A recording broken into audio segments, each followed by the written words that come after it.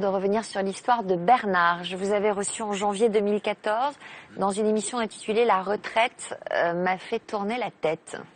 Pendant 32 ans, vous avez été un journaliste politique affirmé jusqu'à ce qu'une succession d'événements tragiques viennent briser l'équilibre de votre vie. Lesquels événements? La mort de ma femme. Nous venions de fêter nos noces d'argent, nos 25 ans de vie commune, et elle est morte d'une façon assez dramatique puisqu'elle est tombée dans la rue et qu'elle est restée un mois dans le coma et qu'elle est morte au bout d'un mois, le jour de mon anniversaire. Et nous avions à ce moment-là 2 enfants qui avaient 16 et 18 ans, donc c'était un moment très difficile. Mais ce n'est pas ça qui a... Je dirais que le problème, c'est que quand j'ai pris ma retraite, effectivement, je n'avais toujours pas accepté cette disparition. Et c'est au moment où j'ai pris ma retraite et où mes enfants quittaient la maison que là, j'ai senti tout le poids de la solitude et surtout, je me trouvais sans objet, sans projet. Je ne savais pas quoi faire de toute cette période de retraite qui m'arrivait. Et donc, je n'avais rien préparé, j'avais rien vu venir, alors que pourtant, on devrait pouvoir le faire. Et à ce moment-là, donc, j'ai effectivement fait une très grosse dépression. Avec des idées plus que noires. Voilà, j'ai été un peu suicidaire sur les bords. Qu'est-ce qui vous a sauvé? La marche, voilà. Je suis parti, c'était plus une fuite qu'autre chose. Un coup de tête, sur un coup de tête? Non, pas un coup de tête, non, ça a été réfléchi. C'est-à-dire que, ayant raté mon suicide, je me suis dit qu'il fallait que, puisque j'arrivais pas à partir comme ça, il fallait que je trouve une autre manière de partir. Et donc j'ai décidé j'habitais Paris à l'époque, j'ai décidé de faire le chemin de Compostelle, non pas pour des raisons religieuses, je ne suis pas croyant, mais je dirais pour me donner 3 mois de marche solitaire et pour me trouver des raisons de continuer à vivre. Et ça a formidablement bien marché, en ce sens que, d'une part, j'ai découvert le bonheur de la marche, qui m'a littéralement reconstruit. Et puis, et donc, dans la foulée, une fois arrivé à Compostelle, j'ai décidé de continuer à marcher et j'ai fait donc le chemin un autre chemin beaucoup plus long, parce que j'ai fait la route de la soie à pied, donc de 12 000 kilomètres, que j'ai fait en 4 années. J'ai raconté ça dans 3 livres qui ont eu un succès fabuleux. Puisque je suis traduit en 10 langues, en Corée je suis un héros, voilà, on a vendu des centaines de milliers de livres en France, qui m'ont rapporté une fortune, avec lesquels j'ai créé une association. Alors, c'est pour apporter un message d'espoir à ceux qui traversent la même période difficile que vous aviez accepté de venir sur notre plateau. Alors, comment s'organise votre vie aujourd'hui? Quel projet avez-vous accompli depuis, justement? Eh bien, je vous propose de le découvrir en images.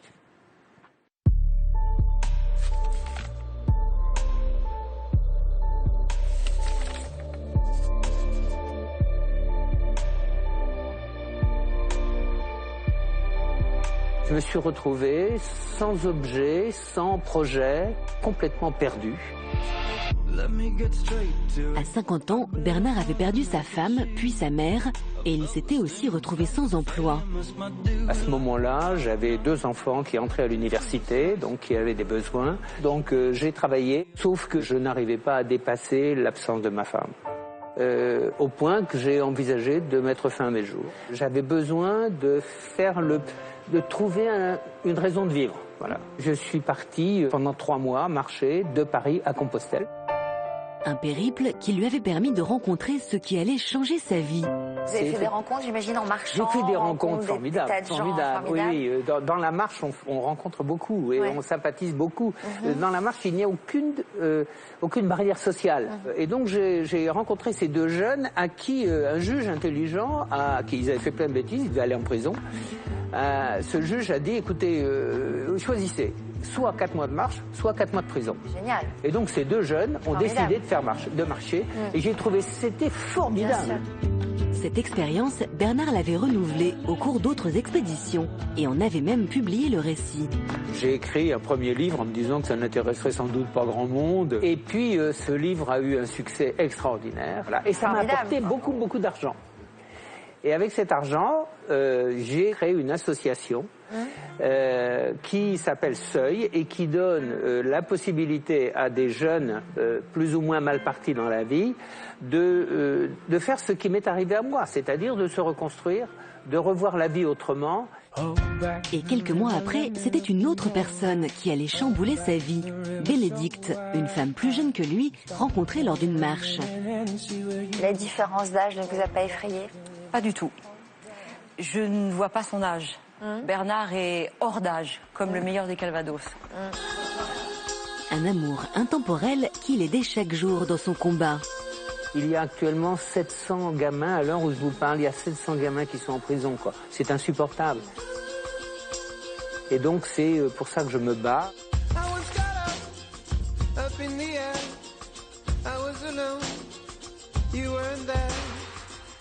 Paris, un an après l'émission. Bernard se rend à l'association qu'il a fondée il y a 15 ans. Bonjour. Salut Stéphane. Salut Bernard. Oui, bien. Alors, Stéphane, le secrétaire de l'association, Julien, qui est un accompagnant et qui a fait plusieurs accompagnements, 3 au total. Ici, il supervise toujours ces marches qu'il a créées pour aider des adolescents en difficulté. Donc on a une équipe qui part aujourd'hui de Bretagne, c'est ça? Ils partent aujourd'hui, ils vont commencer le stage d'avant-marche. Donc on a 5 équipes là qui sont en route et ça va faire une 6e avec celui qui est en train de faire le stage de préparation à la marche. D'accord, bon, formidable. Ces gamins sont formidables. Ces jeunes sont extraordinaires. On va battre des records de marche cette année. Depuis 1 an, nous avons fait marcher 24 ou 25 jeunes. Nous avons d'ailleurs prévu de créer une antenne supplémentaire en Bretagne qui va nous permettre donc d'augmenter les prises en charge de jeunes. Je trouve qu'il a cette énergie, cette pêche qui sont inspirantes. Il n'est pas question de s'économiser tant qu'il y aura un jeune qui sera menacé de prison. Cette énergie débordante, Bernard la met également au profit de la promotion de son nouveau livre. Bonjour. Bonjour Bernard. Ça va bien? Oui. Aujourd'hui, il a rendez-vous avec Valérie, son éditrice. Alors, Regarde, le voilà. le voilà. Ah, il est Bon, magnifique. celui-là, Magnifique. hein. La couverture, c'est ce que vous vouliez, c'est ce qui correspond. Absolument, absolument. Il est en place aujourd'hui? Il est en place aujourd'hui. Bon, Oui. Belle mise en place, il y a plus disponible qu'à espérer. partout. Ah oui. Alors, moi, je ne passe pas les doigts. Je suis confiante et je sais que ça va aller. Jusqu'à maintenant, j'ai écrit des livres qui étaient relatifs à ma marche, à mes marches. Pour une fois, je ne suis plus le sujet. Le sujet, c'est les enfants qui ont marché avec l'association. Ben écoute, je suis assez content. Tu m'as un petit peu violé pour faire ce livre. Non, je t'ai pas violé. Je t'ai poussé dans tes retranchements légitimes. Oui, voilà. C'est un survivant. Et c'est un être exceptionnel, extrêmement élégant.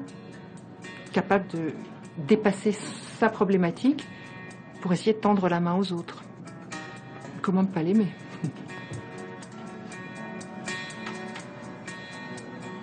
Je rougis. Une réserve qu'il va pourtant falloir surmonter, car la promotion de son livre ne fait que commencer. Direction les studios d'une grande radio nationale, car Bernard tient au-delà de son livre à faire passer un message. Aider des jeunes à se réinsérer par la marche. Bernard Olivier est votre invité. Thomas, c'est l'interview vérité. Bonjour Bernard Olivier. En 1998, à la retraite, vous décidez de marcher jusqu'à Saint-Jacques-de-Compostelle. Si la marche c'était bon pour un vieux comme moi, puisque je me considère... Il faut que les gens se rendent compte que la répression, la prison, n'est pas la solution pour les jeunes. La solution que nous avons, c'est de dire l'acteur de ton problème, c'est toi. Tu vas te sortir du caca tout seul. Je souhaite qu'il y ait une prise de conscience. Moi, je vis, je fais, j'agis, et voilà.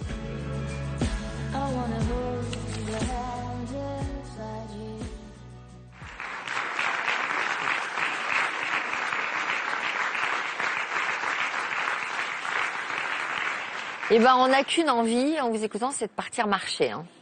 Eh ben, c'est une très très bonne chose. D'ailleurs, tout le monde, on est en train de redécouvrir la marche, hein, parce que effectivement, que des bienfaits. Mais absolument, c'est-à-dire que notre corps est fait pour la marche. Bien sûr. Et comme les gens, maintenant, nous sommes une civilisation de cul-de-jatte. On est assis, comme vous et moi, toute l'année, tout le temps.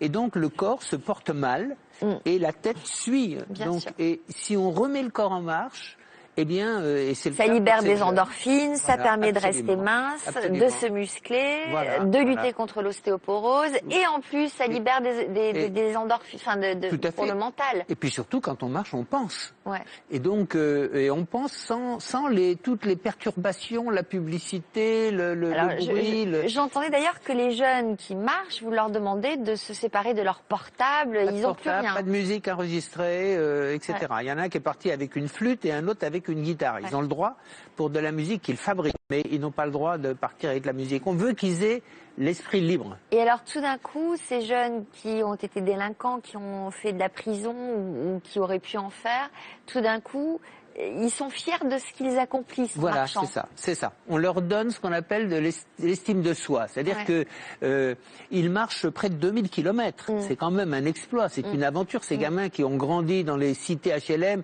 qui n'ont jamais vu la nature, se retrouvent donc à faire d'abord un exploit. Et précisément cet exploit changent complètement leur vie et l'image qu'ils ont d'eux-mêmes. C'est-à-dire qu'ils sont fiers d'avoir fait quelque chose et ils se rendent compte qu'ils sont capables de faire autre chose. Mais alors après, vous le voyez dans ce qu'ils font dans la société, dans leur manière de s'insérer dans la société, vous voyez les résultats concrets, positifs? Alors précisément, c'est ce que j'ai fait à travers ce livre-là qui s'appelle Marche et invente ta vie. C'est-à-dire que je suis retourné voir, parce qu'on me pose toujours la question, qu'est-ce qu'ils deviennent? Et donc je suis retourné voir 14 jeunes, en essayant d'avoir une image aussi réelle que possible, hein, parce qu'on ne réussit pas à tous les coups. Donc j'en ai 11 qui sont sortis, garçons ou filles. J'en ai 2 qui n'ont pas fini la marche et qui flottent. Et j'en ai un qui est en prison. Et donc à chacun d'entre eux... C'est-à-dire qui a récidivé. Qui a récidivé. Mais vous savez, les jeunes qui marchent avec nous, nous avons 65-70% de réussite. C'est-à-dire de jeunes qui ne récidivent pas. Ceux qui sortent de prison récidivent à 85%. C'est-à-dire que donc sur 100 gamins qui sortent de prison, dans l'année qui vient, il y en a 85 à nouveau qui sont en tôle. Donc c'est la prison. Moi, je me bats contre la prison. Je me bats. Je ne veux pas que on contraigne des jeunes à vivre entre quatre murs et en fait dans une atmosphère où ils sortent pire qu'ils sont rentrés. Donc l'idée, c'est effectivement, et c'est pour ça de leur redonner une estime d'eux. Voilà, c'est ça. De changer le regard qu'ils ont sur eux-mêmes. Et je voudrais surtout que l'opinion change. Parce que l'opinion, les gens, dans leur grande majorité, ont tendance à penser, quand un gamin déconne, on le met en tôle, ça va lui apprendre. Ça n'apprend rien. Ça apprend un peu plus de délinquance. Bien sûr. Alors, prochain voyage à pied? Prochain voyage à pied, moi j'en ai fait un, effectivement, avec Bénédicte, qu'on a revu tout à l'heure, puisque nous sommes allés de Lyon à Istanbul. Donc on a fait une marche de 3000 km, dont on est revenu il y a quelques semaines. Et je suis en train d'écrire un nouveau livre. Voilà, vous n'arrêtez pas. Alors elle disait que vous étiez comme le Calvados, hors d'âge. Quand même, j'ai envie de donner votre âge pour vous dire à quel point la marche fait du bien. Il a 77 ans quand même. Franchement, on peut l'applaudir alors. Ah ouais, ça c'est sûr. Merci. Alors, vous êtes devenu quel homme? Je crois que j'étais comme ça et que j'essaie de rester comme je suis. Non, mais je parle pas physiquement, je parle mentalement. Mentalement, oui, justement. Non, mais mentalement, je pense que je suis dans les mêmes dispositions, c'est-à-dire que j'estime que pendant ma vie active, pendant mon enfance, la société m'a beaucoup apporté. Et j'essaie de renvoyer l'ascenseur. J'essaie de payer ma dette. Voilà.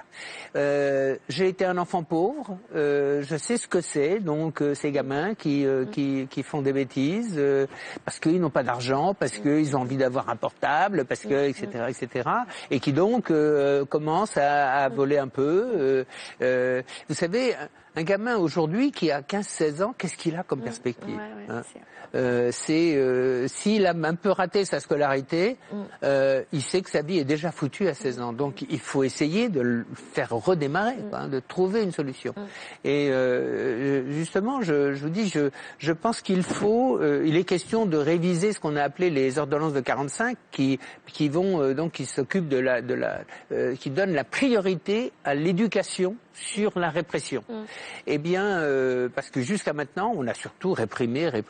Je le rappelais dans le film qu'on vient de voir, 700 jeunes en prison, 600 en centre éducatif fermé. C'est monstrueux, quoi, parce que effectivement, on sait qu'il n'en sortira rien. Et que ça coûte une fortune. Donc c'est l'éducation, l'accès au savoir. Absolument. Et c'est vrai que c'est comme ça qu'on les fera sortir de leur ghetto, entre guillemets, quoi. Absolument. Et j'ai l'intention de rester le même et de continuer dans la même direction. Eh ben, bravo, monsieur. Donc, ça s'appelle Marche et invente ta vie. Très bien. Et c'est publié chez Artaud. Bravo. C'est publié chez Artaud.